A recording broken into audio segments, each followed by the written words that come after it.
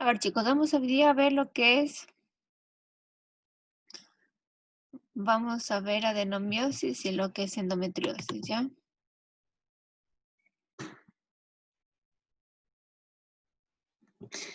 Bueno, como estábamos hablando de lo que son los dolores pélvicos y lo que es la dismenorrea también como parte de lo que es el dolor pélvico, bueno, como ustedes se podrán dar cuenta, todas estas sintomatologías en cuanto a lo que es a la adenomiosis, a la endometriosis, prácticamente estas me dan un síntoma en común que es la dismenorrea secundaria, ¿no?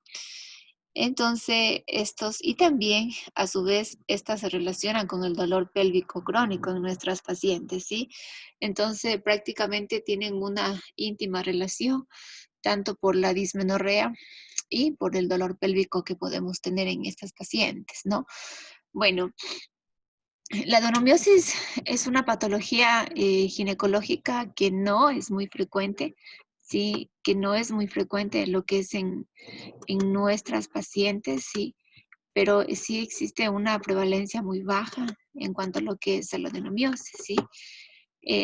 Esta suele, bueno, generalmente la edad media de las mujeres que pueden ser relacionadas es, bueno, tenemos que puede ser, puede superar los 40 años de edad, ¿sí?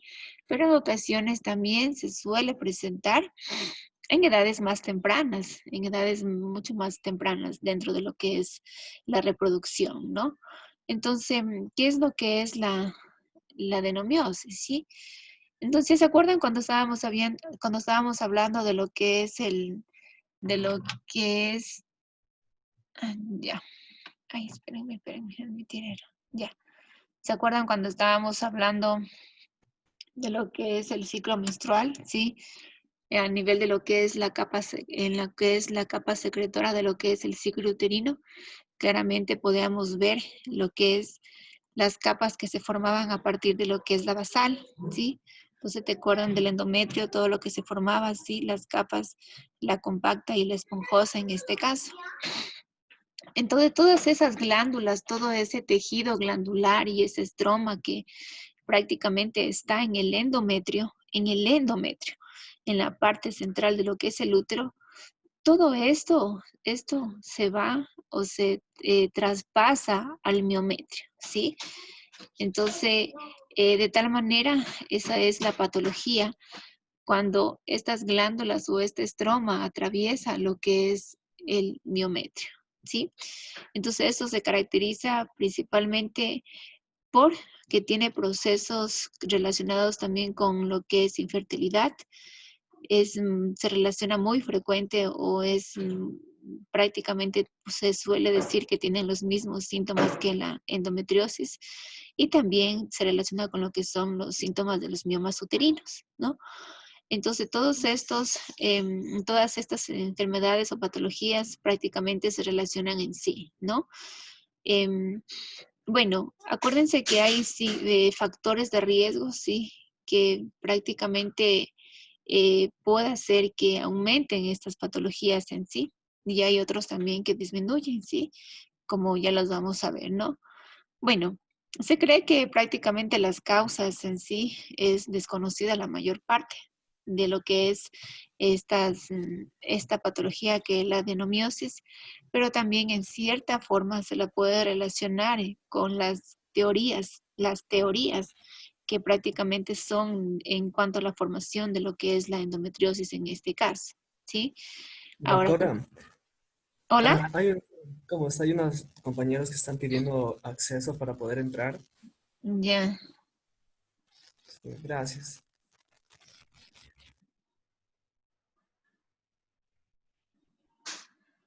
ahí les pasó. Ya.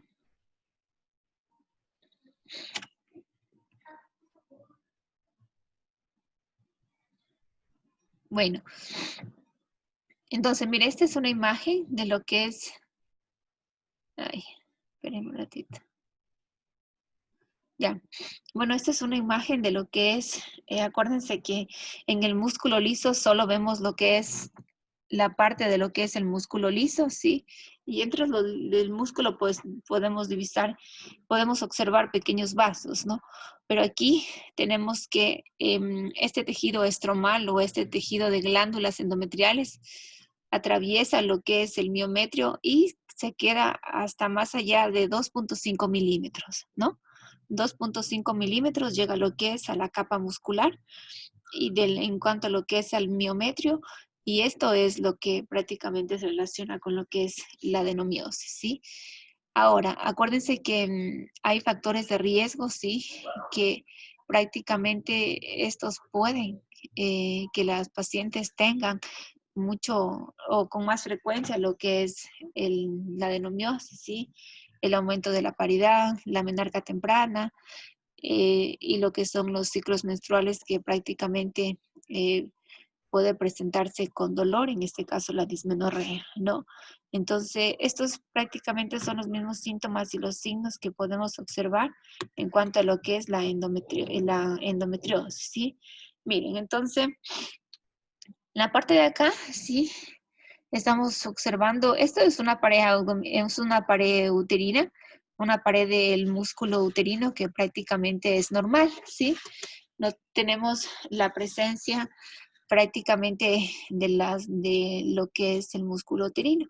Pero la otra parte, sí, la otra parte en cuanto a lo que es el del músculo, aquí ya tenemos la presencia de lo que es las glándulas y el estroma que han atravesado lo que es el miometrio, ¿sí? Entonces, como les decía, podemos diagnosticar cuando esto se extiende más allá de 2.5 milímetros, ¿sí? De profundidad de lo que es el miometrio, ¿no? Y la podemos divisar en lo que es la ecografía, ¿por qué? Por el aumento del tamaño, ¿sí? El aumento en cuanto a lo que es el tamaño, ya sea del cuerpo uterino en su diámetro anteroposterior o longitudinal, ¿sí? O transversal. Y cuando tenemos un útero aumentado de tamaño, ¿sí? Podemos pensar también a la ecografía, que simplemente puede tratarse de una adenomiosis. Y también relacionando con los factores de riesgo que la paciente tiene, ¿no? Entonces, esta es una patología que, como les dije, prácticamente no es muy común, sí, pero prácticamente cuando existe sí tiene ciertas complicaciones, ¿no?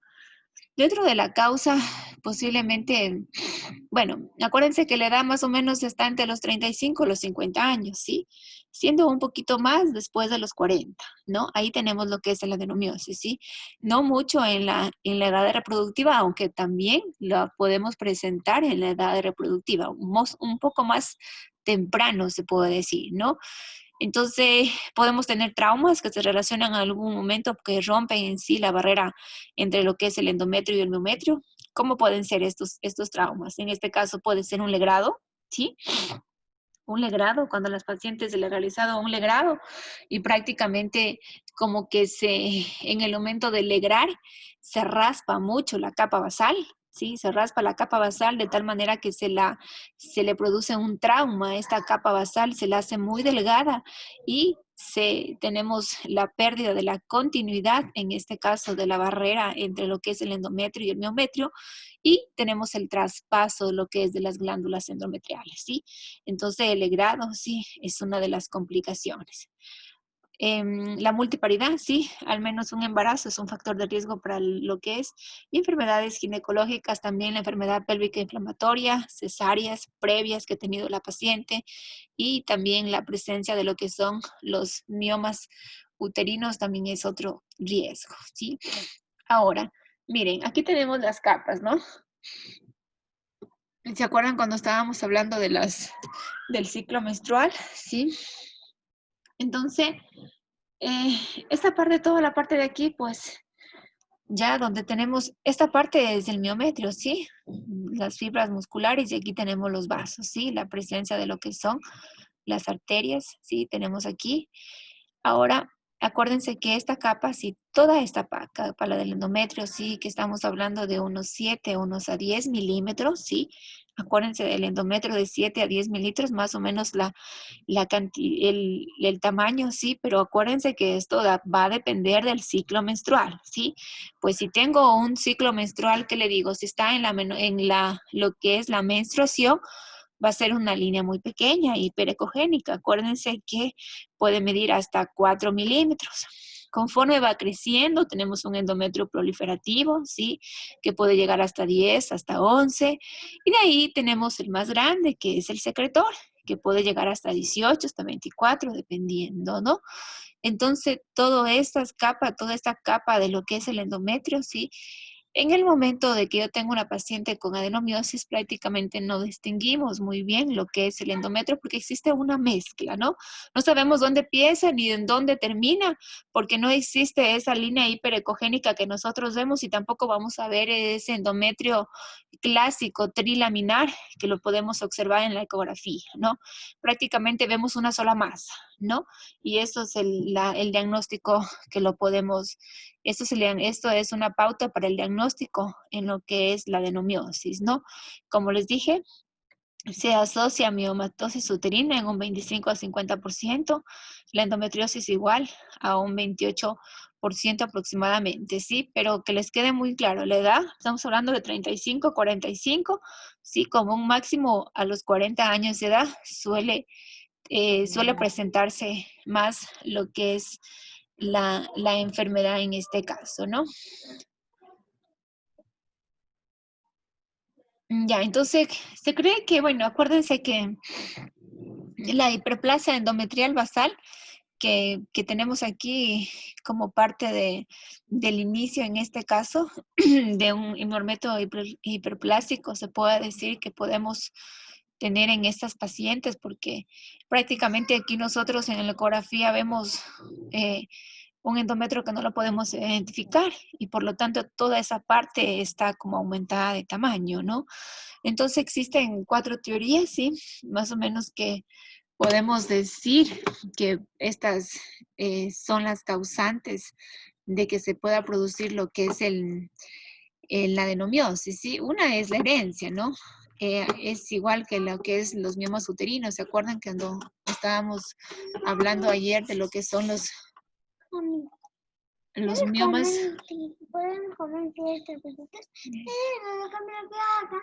Ya, entonces aquí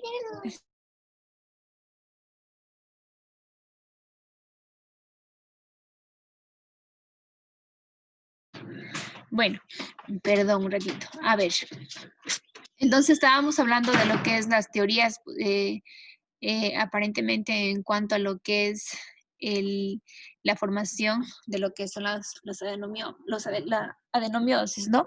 Entonces primero tenemos la herencia, ¿no? Pues si hay una paciente que prácticamente está relacionada con la presencia de miomas, presencia de endometriosis, ¿sí? Esto de, acuérdense, familiares de primer grado, sí, la mamá, la hija, posiblemente una hermana puede ser que tenga la presencia de lo que es la adenomiosis, ¿no?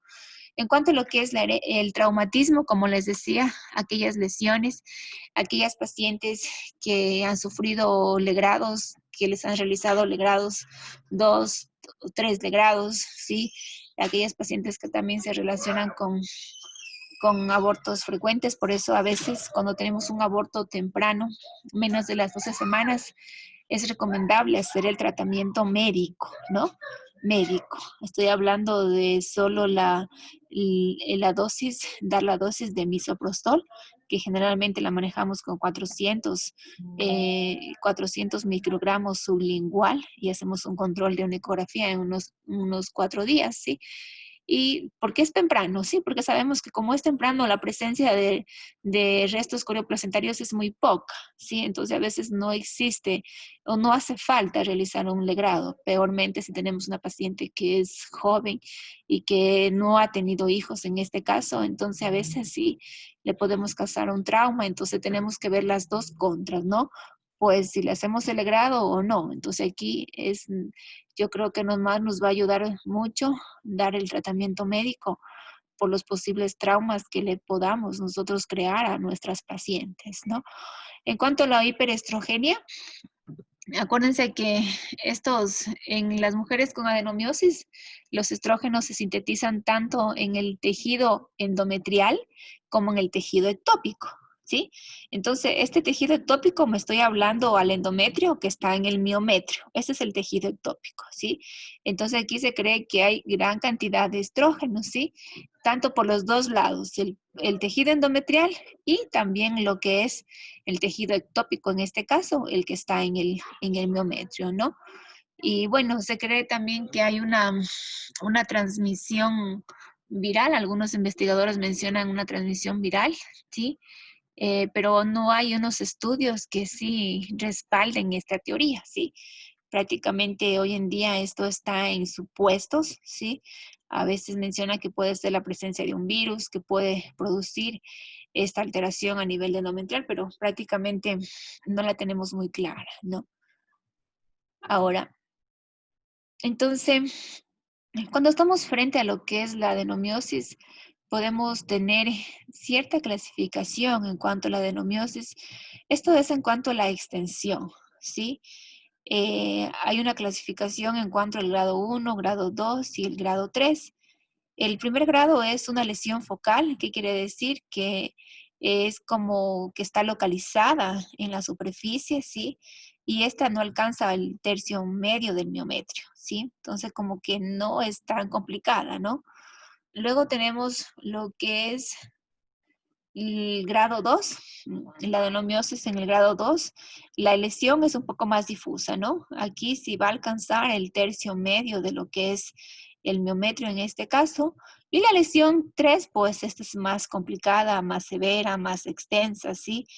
Puede ya atravesar, miren, como ustedes ven, aquí en la parte de la ecografía, prácticamente toda la pared, ¿sí? Puede estar toda la pared uterina comprometida con tejido glandular, ¿sí? Es más o menos como lo que es las alteraciones de la placenta. Ya vieron las alteraciones de la placenta en cuanto a lo que es las anormalidades de la placenta, en la placenta ácreta, en la íncreta y en la percreta, ¿sí?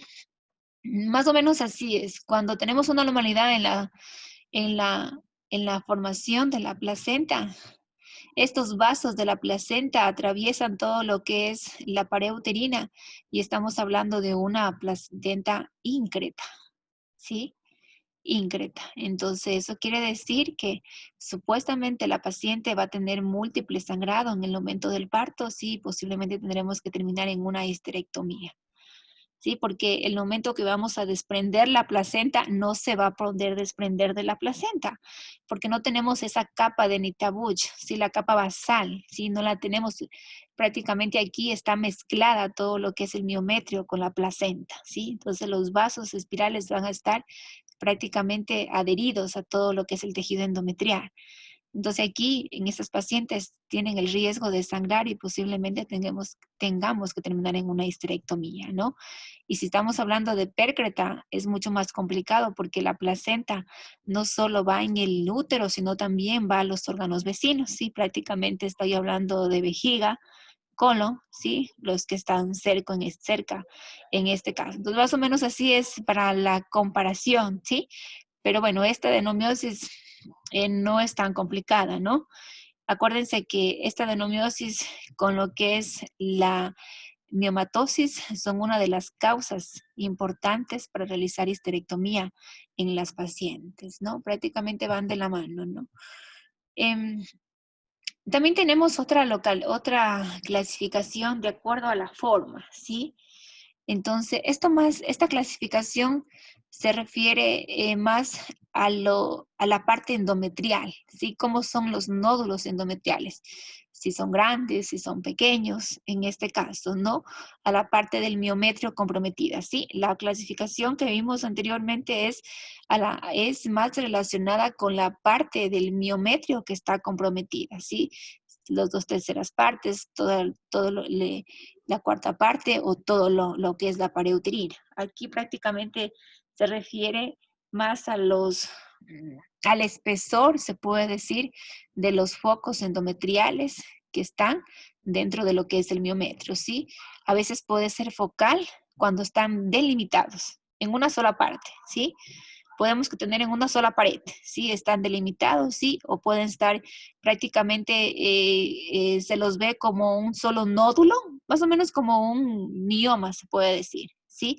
Pero no es tan hipoecogénico en este caso, ¿no? Y se los ve también difusa, ¿sí? Que puede estar en diferentes partes, ¿sí? En diferente parte, puede estar en la parte superior, en la cara, en el fondo del útero, puede estar cerca del cuello, puede estar en una parte lateral en cuanto a lo que es las caras de lo que es el útero, ¿sí? Entonces, y esto prácticamente son grupos que se pueden acumular en 2 a 8 milímetros de diámetro aproximadamente, ¿no? Entonces son dos clasificaciones muy diferentes en este caso. Ahora, cómo vamos a tener la presencia, cómo vamos a tener en cuanto a lo que es la sintomatología, ¿no? Bueno, la sintomatología es igual a que vamos a ver la endometriosis, ¿sí? Como les dije, las pacientes pueden ser asintomáticas también, la gran mayoría, ¿sí? Incluso menciona que a mayor edad, menos sintomatología presentan, ¿sí? Prácticamente es por ya la disminución de la cantidad hormonal que pueden tener estas pacientes, ¿no? Podemos tener menorragias, menometrorragias, la dismenorrea secundaria que es clásica aquí, el dolor, ¿sí? Y el útero agrandado. Nosotros cuando hacemos una exploración bimanual, acuérdense que aquí en estas pacientes, a más de la espiculoscopía, tenemos que hacer el tacto, la palpación bimanual.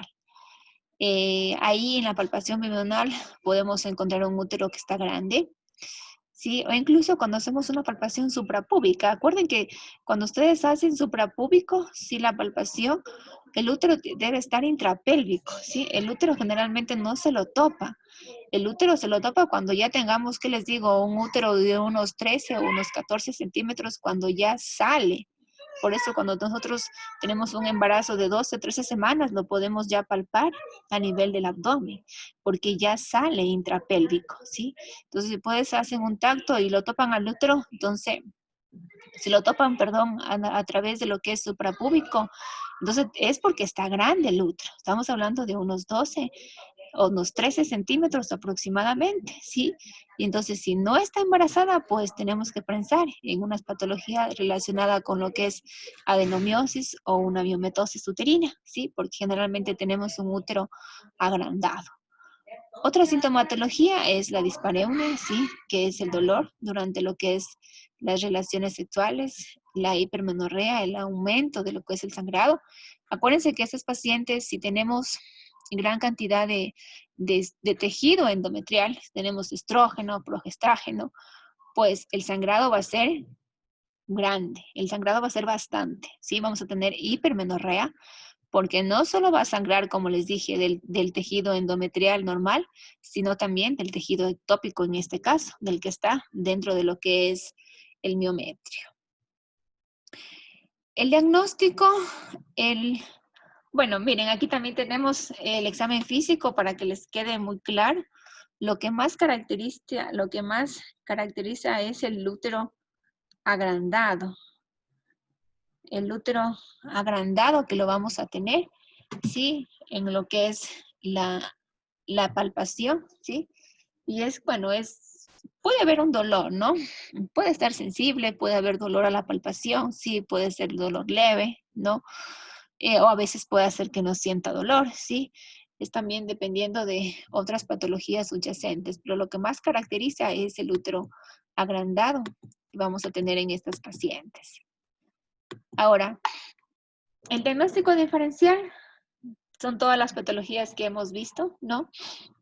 Pues si tengo un útero grande, pues yo tengo que pensar que puede tener miomas, puede tener pólipos, sí, o inclusive, acuérdense, si está dentro de la etapa reproductiva, el mismo embarazo puede ser un diagnóstico diferencial, sí, un aborto espontáneo, sí.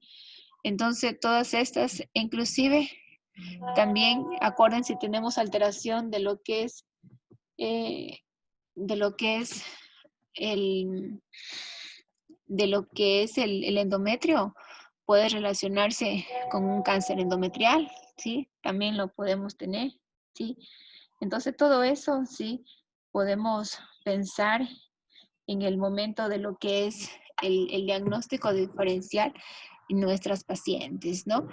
Em, a veces estas pacientes, como sangran mucho, ¿sí? Se relacionan con una hiperplasia endometrial y podemos también realizar una biopsia, ¿sí? Y acuérdense que siempre tenemos que descartar un cáncer. Entonces aquí, y si ya es mayor que les digo, de 48, 50 años por ahí, en la edad que nosotros prácticamente podemos pensar en un cáncer. Entonces en estas pacientes puede ser que lo que primero que tenemos que hacer es una biopsia endometrial antes de hacer cualquier otro tratamiento, ¿sí? Para ver si no se trata de algún cáncer endometrial, ¿no? Todo eso tenemos que ver, ¿no? Ahora, el diagnóstico, bueno, el diagnóstico, ¿cómo lo vamos a hacer? Ustedes ya saben, su historia clínica es lo más valioso que ustedes puedan tener. Y los signos y síntomas que ellas les refieran, ¿no? El sangrado menstrual abundante, ¿sí? Este sangrado es muy abundante, esto es más característico, eso es una hipermenorrea. Son pacientes que se relacionan con anemia por deficiencia de hierro, ¿sí? Entonces, esas pacientes cada vez tienen estos problemas, ¿sí? De anemia, se recuperan con situaciones de hierro, son pacientes que están tomando hierro, pero en el otro mes ya la tenemos recuperadas en el mes ya del sangrado, pero en el otro mes igual, nuevamente viene el sangrado profuso, sí, otra vez sangra en 15 días, sí. Por eso la mayoría de las pacientes con adenomiosis terminan en histerectomía, sí. Porque como les dije, a veces no se logra controlar lo que es este sangrado por lo que es abundante, ¿no? Aquí les dije menorragia, sí. También puede ser asintomática, ¿sí? Los asintomáticos más se relacionan con en pacientes en edad jóvenes, ¿sí? En edad reproductiva, más jóvenes en este caso. La ecografía, tienen ustedes la historia clínica y lo otro es la ecografía, ¿sí? Prácticamente tenemos el criterio diagnóstico, ¿sí? Aquí tenemos la presencia de quistes intramiometriales, ¿sí? Entonces es localizada, mire, es profusa. Déjenme ver si aquí les tengo una imagen. Bueno, ya les voy a indicar. Bueno, entonces en la ecografía nosotros podemos visualizar, ¿sí? Pequeños quistes, ¿sí? Dentro de lo que es la cavidad miometrial, ¿sí? Dentro de todo lo que es la pared del miometrio, ¿sí? Hay un engrosamiento en cuanto a la zona de esto, ¿sí? Que puede superar los 12 milímetros aproximadamente, ¿sí? En este caso. Y acuérdense que el miometro, ¿sí se acuerdan de qué color era el miometro? Es bien negrito, ¿sí? Es hipoecogénico, ¿sí? El miometrio. Pero cuando vemos estos focos endometriales dentro del miometrio, nosotros vamos a ver así esta parte como partes blanquitas, hiperecogénicas dentro de lo que es el miometrio, ¿sí? Esto es un punto característico, sí, que podemos pensar en lo que es la adenomiosis. Ahora, acuérdense que el diagnóstico definitivo siempre se lo hace por medio del examen histopatológico, ¿sí? Entonces, ya una vez que hemos resecado o hemos seccionado, bueno, hemos realizado, perdón, la histerectomía, pues esa pieza tiene que irse a patología, ¿no? Y aquí, en el estudio patológico, nos mencionan que aquí nos dan el diagnóstico definitivo de lo que es adenomiosis en este caso. Es como el diagnóstico de la laparoscopía, el diagnóstico, perdón, de lo que es la endometriosis. El diagnóstico es por medio de laparoscopía, ¿sí? Es el único método, es la laparoscopía, es para el diagnóstico, ¿sí? Entonces aquí también ya es prácticamente lo que es el diagnóstico definitivo, nos da el histopatológico del cuerpo uterino. Otro Otro medio que tenemos para hacer el diagnóstico es la histerosalpingografía. Esto es un... ¿Sí saben lo que es la histerosalpingografía? ¿Saben? Mete una solución de contraste para ver una cavidad endometrial.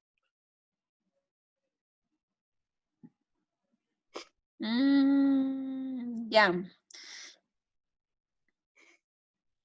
verán. Esto es, esto es un estudio que prácticamente se lo hace por la cavidad por lo que es la vagina, ¿sí? Se mete un constrate y se mete una sonda muy pequeñita a nivel de lo que es el orificio cervical externo. Se mete por ahí una sonda, ¿sí? Y prácticamente se envía lo que es el método de contraste y esto se observa, ¿no? Este es un examen que también se lo hace para ver si están obstruidas las trompas, ¿no? Si pasa el medio, pues se ve que no están taponadas, ¿no? Pues si se queda en una parte de las trompas, pues se ve que hay un taponamiento, ¿no? Entonces, miren cómo se disemina el medio. Mire, aquí tenemos una parte en cuanto al medio de contraste que se disemina un poco en la parte superior del fondo, ¿sí? Aquí ya podemos observar que hay ya esta barrera en cuanto al endometrio y al miometrio. Aquí prácticamente está como algo que ya está prácticamente perdida un poco de la barrera porque ya existe el traspaso de lo que es el medio, ¿no? Y en la parte de acá, esta ya es una adenomiosis severa, cuando ya prácticamente vemos que en la mayor parte de lo que es el fondo, ya esta barrera prácticamente ya está comprometida, entonces vemos cómo pasa todo lo que es el medio en este caso, ¿no? Entonces ese también es un medio es un método diagnóstico que podemos utilizar, lo que es la histerosalpingografía, ¿no? La ecografía, sí, como les decía, son zonas anecogénicas de tamaño variable. La presencia de quiste, miren, toda esta parte de aquí, miren, esta parte de aquí, todo esto de aquí, sí, como presencia de quistes que pueden estar dentro del miometrio, sí. Y si ustedes colocan Doppler, esto está muy vascularizado, ¿sí? Esto va a estar muy vascularizado y más que todo va a estar como disperso, ¿sí? La ecografía, acuérdense que tiene una sensibilidad del 80% y una especificidad de lo que es el 90% en este caso. Y vamos a tener la presencia aumentada de las paredes, ¿sí? Acuérdense cuánto era el número, el diámetro de las paredes uterinas. ¿Se acuerdan cuánto medía el útero? ¿Se acuerdan? ¿Se acuerdan cuánto medía el útero? ¿Cuánto medía el útero? A ver. Cuando estábamos hablando del espesor del útero. ¿Se acuerdan? Ya les da pereza ya el viernes a ustedes. A ver, ¿cuándo era? A ver, Diego, dime. ¿Cuánto mide el útero? ¿No era que tenía un espesor de 8 a 10 milímetros? El útero. ¿Verdad que ahí crece una guagua? ¿Cómo va a crecer una guagua con eso? Yo decía el espesor de la pared. A ver, 2 centímetros. a ver, ¿cuánto mide longitudinal? Longitudinal. 12. De 6 a 8. 6 a 8, acuérdense, si tiene más hijos, pues más le mide, ¿sí? Estamos hablando ya antero-posterior. Antero-posterior, ¿cuánto era? Transversal, ¿cuánto era? De 2 a 3 centímetros. Vaya, sé que les ha cogido la pereza. A ver, ¿quién dice para darle una participación hoy día? Que los noto callados. A ver. diámetro transversal es de 4 centímetros y el antero posterior es de 2 a 3 centímetros. Ya, bueno, podemos tener hasta 4 centímetros, ¿sí? Lo que es el transversal y 2 a 3 lo que es el anteroposterior. Como les dije, de 6 a 8. Si ya tiene muchos hijos, pues puede ser que tenga 8. Pero si estamos hablando de un útero de 4 centímetros de longitud, verán, cuando tenemos una paciente que está en una edad reproductiva y tiene una longitud de 4 centímetros, posiblemente estamos frente a un útero infantil, ¿no? Entonces ahí sí es más complicado. Eso también me acuerdo, me olvidé ahorita, me acordé de mencionarle de acuerdo a las medidas, ¿no? Entonces eso es algo que nos puede ayudar para el diagnóstico, pero tenemos que conocer las medidas del útero, ¿sí? Para ver, pues, si está grande o si está pequeño cuando nosotros realizamos la ecografía, ¿no? También otro método diagnóstico es el CA-125, ¿sí? Esto es para prevenir o para ver si puede hacer que se relacione con cáncer ahí la paciente, ¿sí? Tenemos que hacerlo, tenemos que descartar, ¿sí? La biopsia que tenemos que hacer, ¿sí? La biopsia la hacemos también por medio de la histeroscopía. En el momento que hacemos histeroscopía, acuérdense que la histeroscopía es también, metemos una camarita por dentro de lo que es el orificio cervical externo y ahí podemos divisar toda la cavidad endometrial. Y ahí también podemos realizar una biopsia de lo que es todo este tejido y mandarla a estudiar en este caso, ¿no? Para ya complementar nuestro diagnóstico. Bueno, ¿y el tratamiento? Sí, el tratamiento, como ustedes ven, el tratamiento casi es igual como va a ser con la endometriosis, ¿sí? Puede ser también igual lo que es a lo que vimos, lo que los miomas uterinos, ¿sí? Entonces, prácticamente tenemos los primeros que son los AINES. Sí, bueno, los AINES, esto nos van a disminuir el sangrado en un 30% aproximadamente los AINES, sí. Estamos hablando del ácido mefenmámico en lo que es 500 miligramos cada 8 horas por un lapso de unos 5 días, ¿sí? Esto más se utiliza durante lo que es las menstruaciones, ¿sí? Porque acuérdense que aquí tenemos el sangrado profuso en cuanto a la menorragia. Ibuprofenio, dosis altas, 600 a 800, ¿sí? Esas dosis son las que vamos a tener ese efecto, lo que es para disminuir el sangrado, ¿no? Y el naproxeno, 250 o 500, que puede ser cada 12 horas, lo podemos utilizar.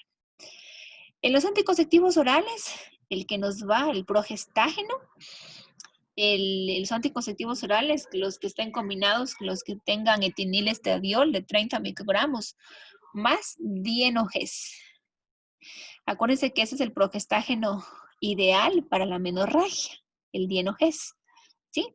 O también hay solo dienogés para tratar la adenomiosis o lo que es la endometriosis. Solo hay presentaciones de solo dienogés, ¿sí? De solo el anticonceptivo como el nombre de dienogés, ¿sí? Y estas son 2 miligramos diarios, una tableta al día. Y esto se da igual por 28 días, ¿sí? El DIU, pero el DIU del levonorgestrel, ¿sí? No le vayamos a poner el DIU de té de cobre, que eso sangra más, ¿sí? Entonces el DIU de levonorgestrel, acuérdense la liberación del DIU, teníamos la liberación de 20 microgramos al día de levonorgestrel, y esto es por un lapso de 5 años, y se cree que existe una disminución del sangrado en un 70 a un 80% en estas pacientes, ¿sí? Entonces sería un tratamiento adecuado, ¿sí? Porque aquí también nos disminuye mucho, ¿no? Lo que es el sangrado uterino en estas pacientes. Es ideal en aquellas pacientes que no quieren realizarse la histerectomía, ¿sí? Entonces, esto ayuda mucho, pero acuérdense que, bueno, el DIU del levonorgestrel es un DIU que prácticamente en nuestro medio está entre unos $300,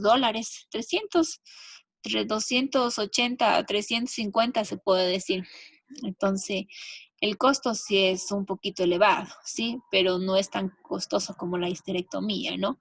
Entonces, esto sería un método ideal porque aquí tenemos gran cantidad en cuanto a la disminución del sangrado, del 70 al 80% en estas pacientes, ¿sí? Y acuérdense que es por 5 años, ¿sí? Acuérdense que es por 5 años en este caso. Tenemos el danazol, que lo podemos dar en 200 a 400 miligramos por día, ¿sí? Solo hasta 6 meses, no más, ¿sí? No más allá. ¿Se acuérdense por la pérdida ósea que puede tener en estas pacientes, ¿sí? También los análogos de la hormona liberadora de gonatrofina, ¿sí? Que inhiben también la liberación endometrial, la proliferación, en este caso endometrial. En estas pacientes siempre es recomendar dar lo que es sulfato ferroso. Estamos hablando de 100 miligramos de sulfato ferroso diarios, ¿sí? O 200, ¿sí? Dependiendo, dependiendo del grado de anemia que tienen.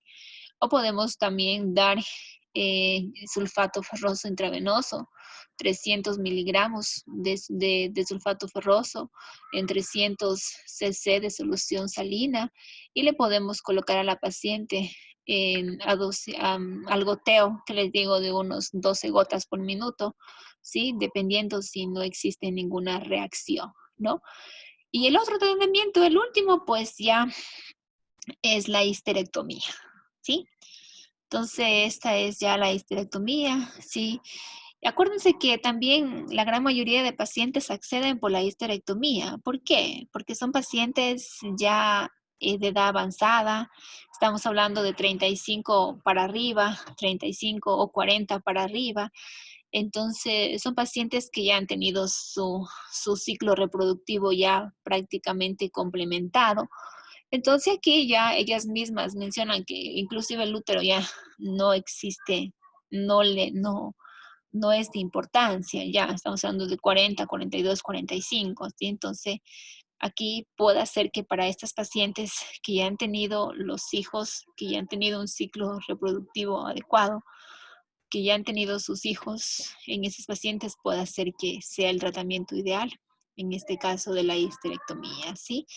Lo que sí, las complicaciones, el reposo, la recuperación sería en este caso, ¿sí? La recuperación y todas las complicaciones que lleva un proceso quirúrgico, porque acuérdense que todo proceso quirúrgico lleva su complicación, por lo más invasivo por lo más mínimo invasivo que sea, ¿sí? Tiene sus complicaciones, ¿sí? Entonces, eso serían la opción de tratamientos que tenemos para nuestras pacientes, ¿sí? Como les dije, lo que a mí me gusta utilizar más es el DIU, ¿sí? El de levonorgestrel les va muy bien a las pacientes, ¿sí? Las que no quieren sacarse lo que es el útero, ¿sí? O también solo utilizando lo que es el dienogés, ¿sí? Bueno, esto en cuanto a lo que es a ver, vamos a hablar de lo que es la endometriosis. A ver, Diego, ya te veo que te estás durmiendo. A ver, ¿qué es la endometriosis, Diego? Les voy a tomar lección para no hablar mucho. Bien, la endometriosis es un poco parecido a lo que sería la adenomiosis, pero en este caso, en vez de haber tejido y glándulas endometriales en el miometrio, van a estar en la cavidad peritoneal, así como en otros anejos. ¿Ya? Este tejido endometrial ectópico va a causar una reacción inflamatoria, y esta reacción inflamatoria a su vez va a causar también adherencia en los tejidos pélvicos, por lo cual puede ser una de las causas del dolor. Hay 3 teorías que nos pueden indicar por qué se produce la endometriosis. La primera teoría sería la implantación. En esto tiene que ver vamos a hablar un poco de lo que sería la menstruación retrógrada. En este caso, la sangre en vez de ir hacia afuera, va hacia adentro por vía transtubárica y termina en lo que sería la cavidad pélvica, en el peritón. La característica es que este sangrado va a contener células endometriales y estas células endometriales van a proliferar y van a causar lo que es la endometriosis. La segunda teoría sería la teoría de lo que sería la metaplasia celómica. En este caso vamos a tener que el epitelio celómico va a sufrir una transformación, es decir, una metaplasia, y se va a convertir en tejido endometrial. Y esto a su vez va a causar lo que sería endometriosis a nivel del ovario. Y la última teoría va a ser la teoría también, creo que es de inducción. En este caso, las células indiferenciadas del peritoneo, por un factor interno desconocido, van a convertirse en células endometriales, y a su vez va a explicar por qué hay endometriosis a nivel de lo que sería a nivel del peritoneo parietal, que recubre la pelvis. ¿Ya? Ya, sí, bueno, prácticamente aquí tenemos la presencia de ciertas teorías que puede hacer que nos expliquen el origen de lo que es en cuanto a la presencia de lo que es la endometriosis, ¿no? Ahora, bueno, esto también aquí tiene su relación, ¿no? Con lo que es la adenomiosis. Pero aquí tenemos este tejido endometrial que prácticamente no está dentro de lo que es la pared del miometrio, pero esto prácticamente se va fuera del útero, ¿sí? Entonces tenemos fuera lo que es en la serosa, en la parte de afuera, ¿sí? Entonces, aparte de estar cerca de lo que es, de parte de estar en las paredes, en la parte de afuera, en la serosa, miren aquí sí, en esta parte de aquí, afuera, ¿sí? Entonces ahí también puede estar en lo que es vejiga, ¿sí? En todo lo que es la parte del ligamento ancho, en las trompas de falopio, puede estar en el mesosalpinx, ¿sí? Prácticamente puede estar en todo lo que es la parte de los órganos genitales, en este caso, y también puede estar en los órganos vecinos, ¿sí? Inclusive hay reportes que han llegado al diafragma, ¿sí? En todo lo que es el intestino en la parte baja, ¿sí? Y también en la cavidad pleural, ¿no? Entonces, esto es la presencia de lo que es la endometriosis. Y en verdad, el diagnóstico se lo hace por la laparoscopía. ¿Ustedes han tenido la oportunidad de entrar a una cirugía de cesárea? ¿Alguien? Sí, ¿Sí? sí. También cuando hacemos cesáreas, podemos ver pequeños tejidos endometriósicos cerca, ¿sí? Ahí también podemos hacer un diagnóstico, ¿sí? Entonces, siempre yo cuando hago las cesáreas y si encuentro pues el tejido endometriósico, entonces como el diagnóstico postquirúrgico también sería endometriosis, ¿sí? Y hay que detallar dónde encontramos estos focos endometriosos, ¿sí? La gran mayoría de las pacientes multigestas que ya van con 2 o 3 cesáreas, ¿sí? En estas pacientes es común encontrar lo que es tejidos endometriósicos, ¿sí? Y bueno, a veces se los puede cauterizar, ¿no? Cuando son pequeños se los puede cauterizar y prácticamente se termina ahí. Pero cuando son grandes, cuando uno se quiere cauterizar, prácticamente se produce el sangrado, ¿no? Entonces aquí también es otro método. El diagnóstico es la laparoscopía, ¿sí? Bueno, y la laparotomía, pues cuando ya tenemos toda la presencia de lo que es la cavidad pélvica en este caso, ¿no? Bueno, ¿cuáles son los síntomas? A ver, Brenda, ¿qué tenemos aquí? ¿Qué van a presentar los pacientes con endometriosis?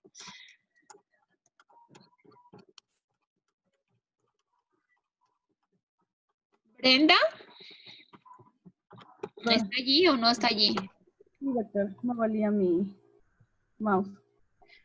A ver, Ya Brenda. dentro de los síntomas vamos a tener que tiene periodos dolorosos, o sea, dismenorrea, también va a tener dispareunia, también va a tener dificultad en lo que es la orina y al orinar, dolor, y también en la defecación. También va a tener lo que es sangrado excesivo, puede presentar esterilidad también. ¿Ya? Otros síntomas va a también presentar lo que es fatiga, estreñimiento, hinchazón, náuseas, y esto se da especialmente durante los periodos de la menstruación. ¿Ya? ¿Qué más? ¿Qué otro Otro factor importantísimo que tienen estos pacientes.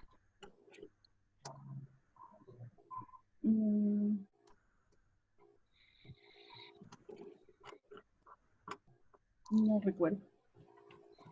La infertilidad sería. La Infertilidad. infertilidad. ¿Sí? A ver, ¿quién habló? Santiago. A ver, Santiago. ¿Por qué? A ver, complétela. A ver, habló Diego.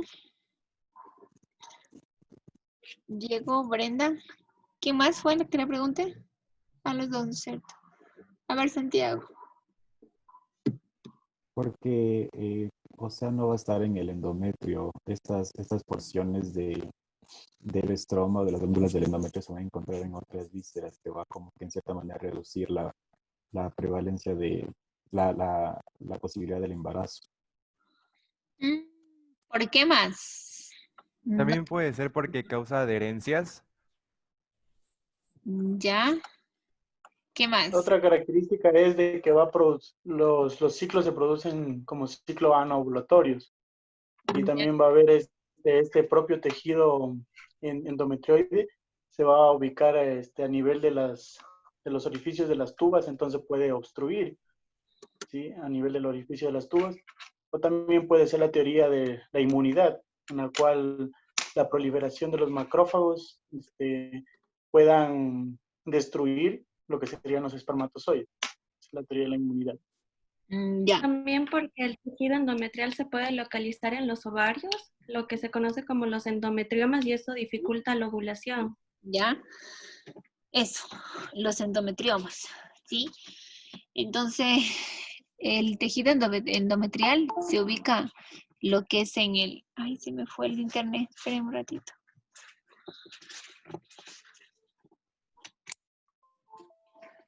Ya. Espérenme que me desconecté. Ya. Bueno, el tejido endometrial tiene la particularidad, bueno, aparte de lo que dijeron ustedes, pero lo más importante es que esto a nivel de los ovarios forma endometriomas, ¿sí? Entonces no son otra cosa que unos quistes llenos de sangre, ¿sí? Llenos de sangre, hipervascularizados. Entonces prácticamente aquí no voy a tener la presencia de la formación de lo que son de los folículos, ¿sí? No voy a tener el crecimiento folicular en estas pacientes, ¿sí?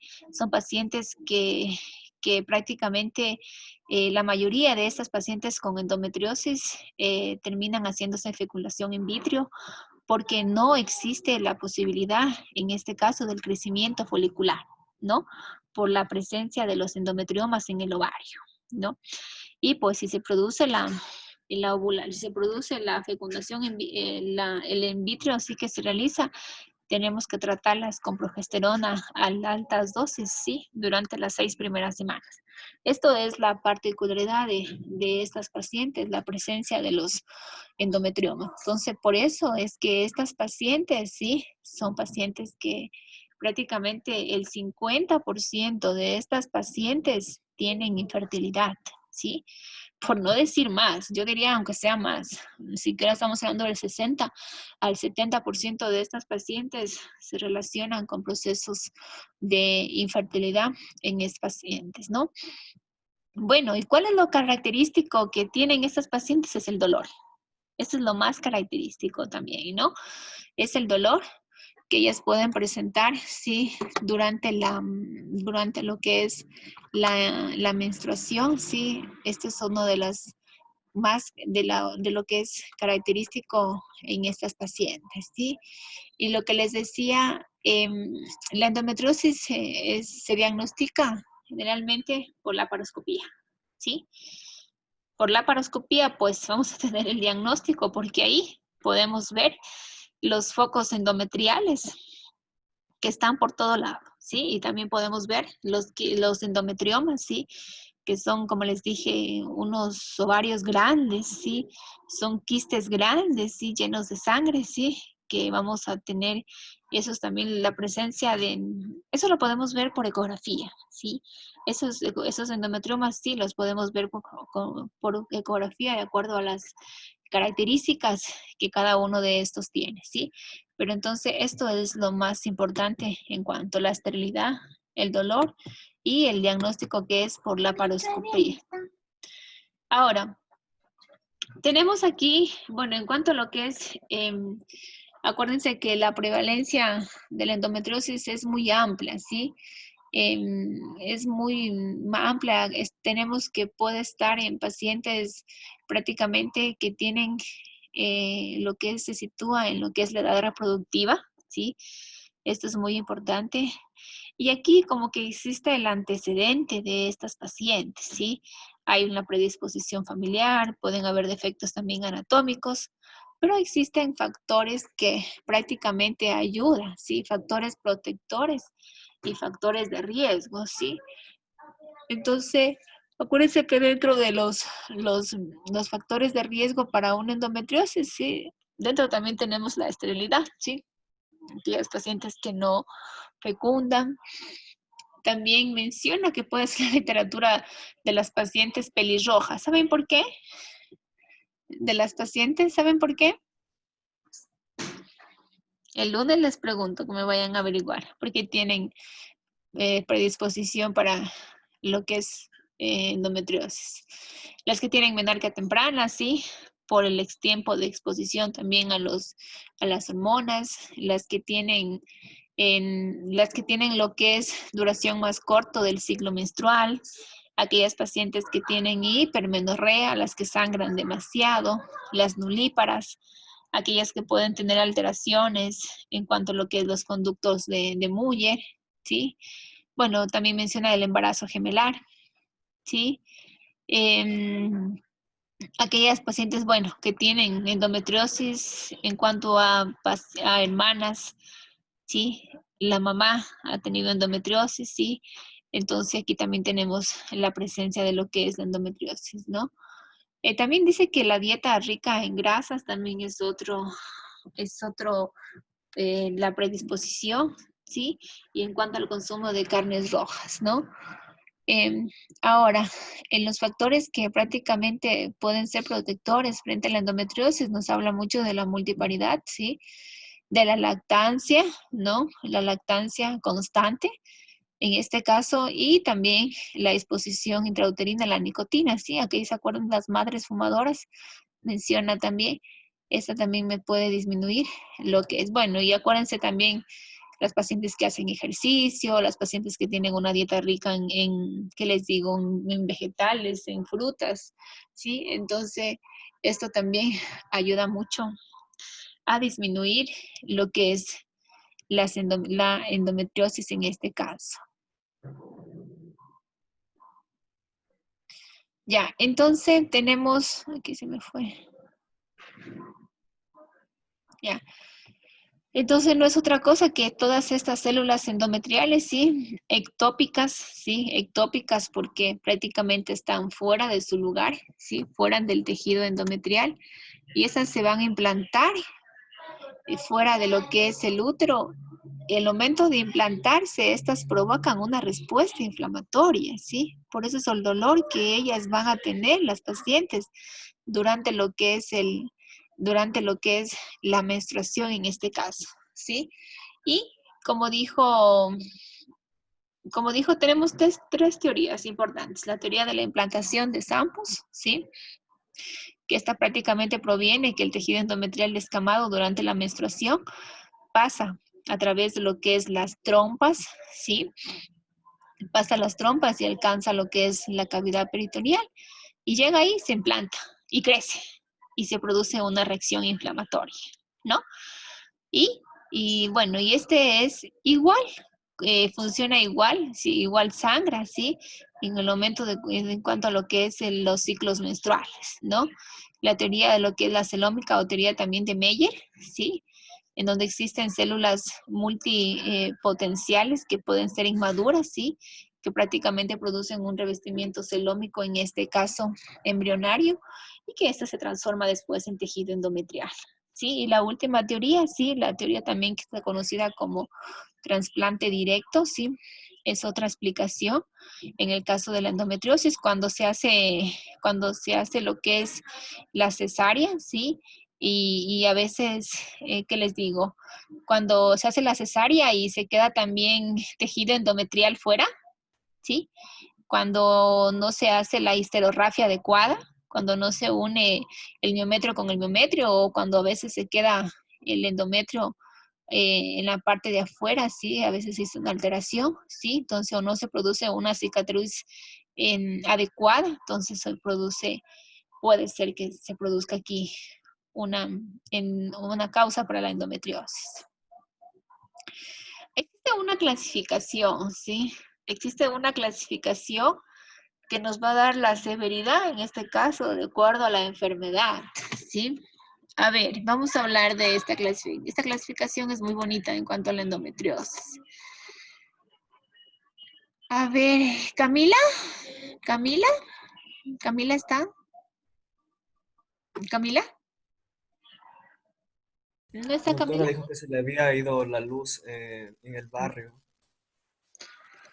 Ay, Camila, qué suerte que tienes que tu nombre. A ver. Mayra. ¿María? ¿María? Sí, aquí, doctora. A ver, María. A ver, María, vamos a hablar de la clasificación. ¿Sí? Bien. Vamos a hablar de la clasificación de lo que es la endometriosis.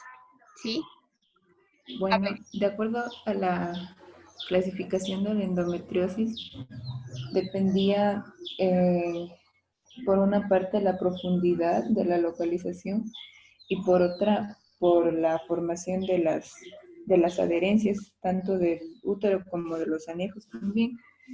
En cuanto a la profundidad, si era superficial o profunda, y las adherencias, dependiendo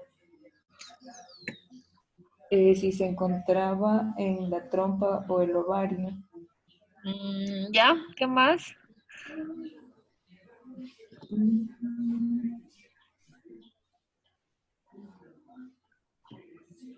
La cantidad también de adherencias o la limitación y el dolor que produce a la paciente. ¿Algo más? No. ¿Wagner? A ver, Wagner. Sí, ¿Está? sí. A ver, Wagner, prende tu cámara, a ver. A ver, hablemos de lo que es la clasificación de la endometriosis. Ya nos decía que esta clasificación, como ya lo dijo, iba a depender mucho de la apariencia, de la ubicación, además también del grado de obliteración del saco de Douglas, de la extensión que tenga, de la extensión y el tipo de adherencia que esté generando sobre las estructuras anejas, también entraban para esta clasificación. Y esa es la única que ha sido aceptada. Aunque nos decían que se han propuesto varias, es la única clasificación que ha sido aceptada.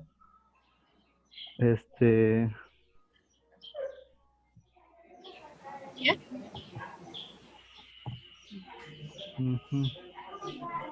Doctora también hablaba acerca de los estadios de la endometriosis, que iban a existir 6 estadios. Una que era la mínima, la leve, y habían 2 moderadas y 2 graves. En la mínima hablaba de que había una afectación tanto del peritoneo superficial y también del ovario derecho, nada más. Esto también había una afectación superficial y adherencias. En cuanto al estadio 2, que era el leve, entonces aquí va a haber afectación ya del peritoneo, del ovario derecho y del ovario izquierdo. también iban a depender tanto de la profundidad, de la superficie, tanto, ya sean superficiales o adhesiones, estas pueden ser delgadas o profundas. En cuanto al estadio 3 o moderado, en este hablaba de que iba a haber una afectación del peritoneo, del ovario izquierdo, y también hablaba de que iba a ser una afectación profunda del peritoneo, hablaba de mayor a 3 centímetros, y en los ovarios una afectación de entre 1 a 3 centímetros. En el estadio 3, pero también que iba a ser moderado, pero ya había afectación mayor, tanto del peritoneo, del tubo derecho, del ovario, tanto el derecho como izquierdo, pero estas iban a ser ya mayores la afectación. Y en cuanto a los estadios graves, estas iban a afectar a todas las estructuras que ya mencioné, pero en el peritoneo, tanto superficial como profundo, iban a ser mayores la afectación con relación a los estadios leves o mínimos. Las adherencias iban a ser también mayores a 0.33 centímetros, hablaba, y obliteraciones completas, tanto de los tubos como de los ovarios. Ya, bueno, hay una clasificación que prácticamente ha sido revisada mucho por la sociedad reproductiva, por la Sociedad Americana Reproductiva en este caso, sí. Y es una clasificación que prácticamente se la ha venido utilizando porque ha sido una de las más acordes de acuerdo a la clasificación, ¿sí? Acuérdense que esta clasificación, bueno, estas fases incluso de la endometriosis, sí, estamos hablando de la fase 1, sí, cuando es mínima, cuando es como tenemos en un estadio mínimo, sí, en la fase 2, cuando es leve, sí. Y de acuerdo aquí tenemos, de acuerdo a lo que son las partes que están afectadas en este caso, y es como una puntuación, ¿no? Entonces acuérdense que esto es por vía laparoscópica, ¿no? Entonces tenemos ya prácticamente por vía laparoscópica, ellos ven dónde está, ¿sí? Y colocan un puntaje en este de aquí. En esta tablita que está aquí, mire. Aquí, en esta tablita que está aquí. ¿Sí? Entonces colocan la puntuación y después van sumando y vean dónde está. ¿Sí? Y prácticamente tenemos el puntaje, ¿no? ¿Sí? Entonces, si está mínima, pues prácticamente tenemos un puntaje del 1 al 5, ¿no? Entonces, si digo que está mínima, pues se cree que el tejido endometrial está implantado en el peritoneo, en el ovario derecho, en la superficie, ¿sí? Entonces prácticamente es leve, ¿sí? Si yo digo que ya está en una fase 2 porque ya es leve, perdón, la 1 es mínimo, ¿no? La fase 2 es leve y aquí prácticamente tengo una puntuación de 6 a 15, ¿sí? Cuando está en fase 3 es ya prácticamente moderada, si es una puntuación de 16 a 40, ¿sí? Ya es prácticamente aquí lo voy a tener. En la 3 voy a tener peritoneo, voy a tener ovario izquierdo, ya, pero ya están implantados profundamente, el fondo de saco, ¿sí? Y ya pues en la fase 4, que es la más severa, ya tengo más de 40 puntos aproximadamente, ¿sí? Porque aquí está, prácticamente ya lo puedo tener el tejido endometrial en toda lo que es la parte de la cavidad pélvica en este caso, ¿no? Entonces se observa por vía laparoscópica y se le va otorgando, ¿sí? De acuerdo a la tabla anteriormente, ¿sí? La cantidad y el puntaje. Y después se va sumando, ¿no? Entonces de ahí, pues, si tienen 6, 15, pues ahí se la clasifica dentro de lo que es la endometriosis, ¿no? Dentro de la que es la severidad, en este caso la endometriosis. Y esta es una que se la realiza, ¿no?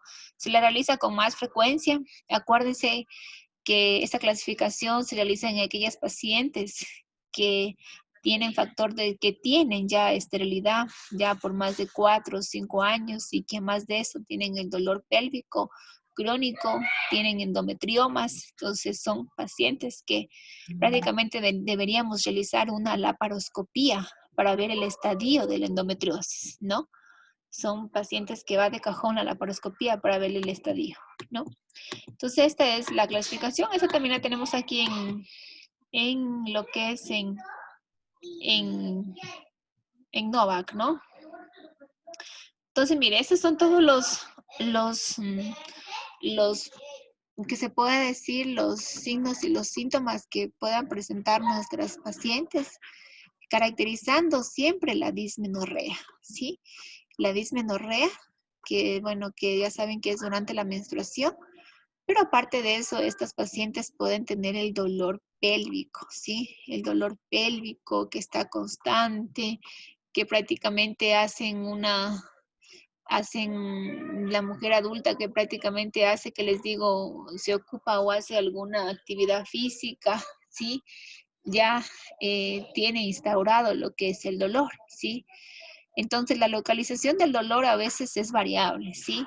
Puede ser a veces que se ubiquen, que les digo, solo suprapúbico, o puede ser bilateral, ¿sí?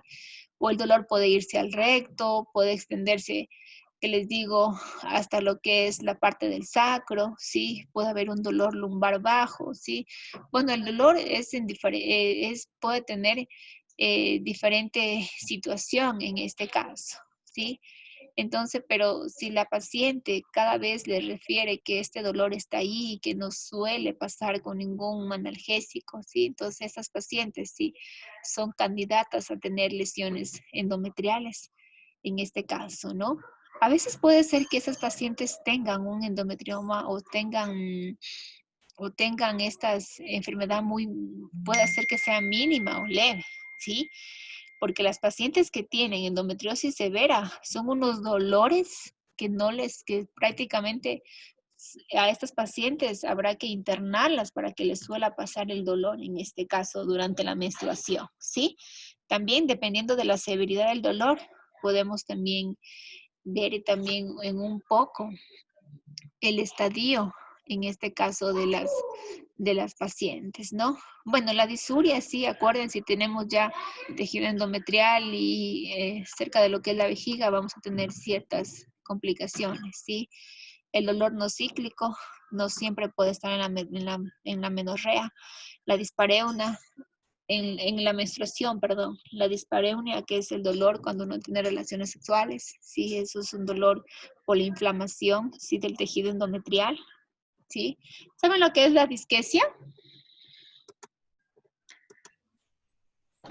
Dolor al defecar, Creo ¿no? que es una dificultad a la defecación debido a una falla en la coordinación de los músculos del suelo de la pelvis y con los esfínteres anales que están asociados a veces a un rectocele también.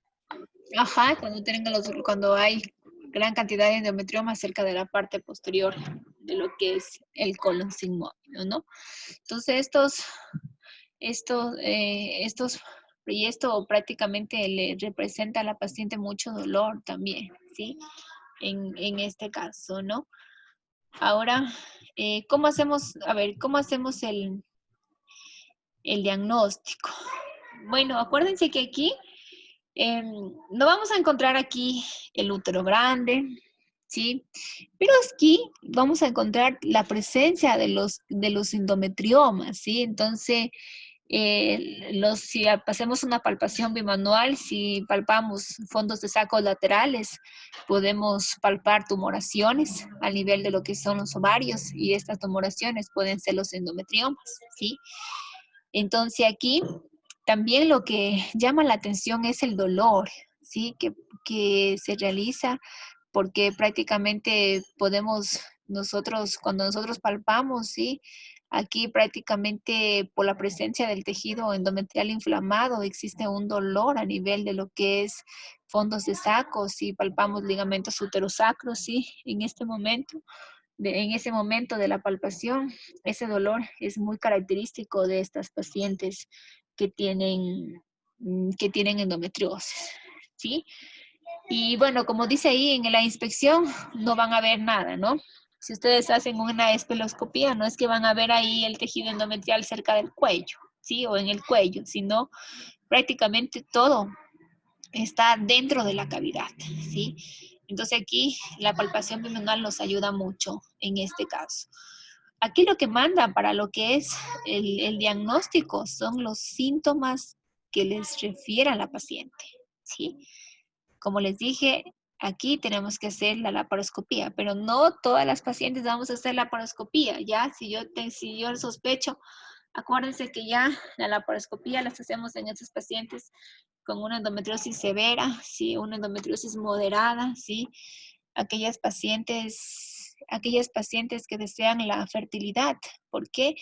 Porque tenemos que hacer la resección de estos quistes endometriales, ¿no? Si queremos realizar lo que es la fecundidad, a veces esos quistes son demasiado grandes, son 6, 7 centímetros, y a veces existe la posibilidad de que se produzca una torsión de estos quistes. Entonces, en esas pacientes sí tenemos que hacer una laparotomía o una laparoscopía exploratoria para hacer la resección de estos quistes, en este caso, ¿no? El método más común, pues, para el diagnóstico es la laparoscopía. Y los fármacos son iguales a los que vimos anteriormente, ¿sí? Aquí también utilizamos, aquí lo que más nos da como mejor resultado es el Dienogés, ¿sí? El Dienogés puro, ¿sí? No con anticonceptivo, Dienogés puro, ¿sí? 2 miligramos diarios, ¿sí? Acuérdense, vienen tabletas, así como anticonceptivas viene el Dienogés, ¿sí? Por 21 días, lo hacemos descansar 7 o a veces dependiendo del sangrado no hacemos descansar, ¿sí? Pero el Dienogés sí es un poco carito, ¿verdad? No es como las simples tabletas que valen $3, $4. Esto sí, cada cajita está costando cerca de unos $30 aproximadamente, porque es solo puro el Dienogés. Y este da mejores resultados, ¿sí? También podemos utilizar andrógenos, ¿sí? Y también lo que son las agonistas de la GnRH, principalmente que para disminuir todo lo que es en este caso, la secreción de de lo que son las hormonas liberadoras de gonadotrofinas, ¿no? Vamos a hablar el día un poco más de la clasificación de los endometriomas en los ovarios, ¿sí? Y vamos a hablar un poco más del tratamiento el día lunes, ¿ya? ¿Sí? Les doy ya para que vayan a preparar ¿Cómo van con el video? ¿Ya terminaron? Bien. Verán que tenemos el lunes prueba. ¿Están estudiando? Sí. ¿Sí? Ya. Ahorita me voy a calificar sus exámenes de práctica que no he tenido tiempo. Entonces, Doctora, yo le quería pedir algo. Es que lo que pasa es que estaban arreglando mi computadora y no me pude conectar pronto. ¿cuándo? Hoy día Pero como si me tiene, conecté, sí. como si tiene asistencia. Ah, Yo ya. también, doctora Joseph. A ver, el único que me falta es Camila. Sí, Camila, doctora, me dijo lo que le decía, que se le había ido la luz en el barrio. Me dijo que si le podía justificar la falta. Ya no me falta nadie más, solo Camila. Ya, chicos, Ah, nos vemos el lunes. No salgan de casa, verán que están aumentando el coronavirus. Ya nos vemos el lunes. Chao. Profe, entonces el lunes son los videos y la prueba, ¿o qué? Sí, los dedos y la prueba, ya hablamos más un poquito del tratamiento en los videos, ¿ya? Ya. Así igual unas 4 preguntas nomás les voy a poner ya para no ser tanto, porque tengo hartísimos exámenes ahí en ese EVA. Ya, Sin verificar. ya, chao, chao. Gracias, Doc. Hasta luego. Gracias. Ya. hasta luego. Hasta luego.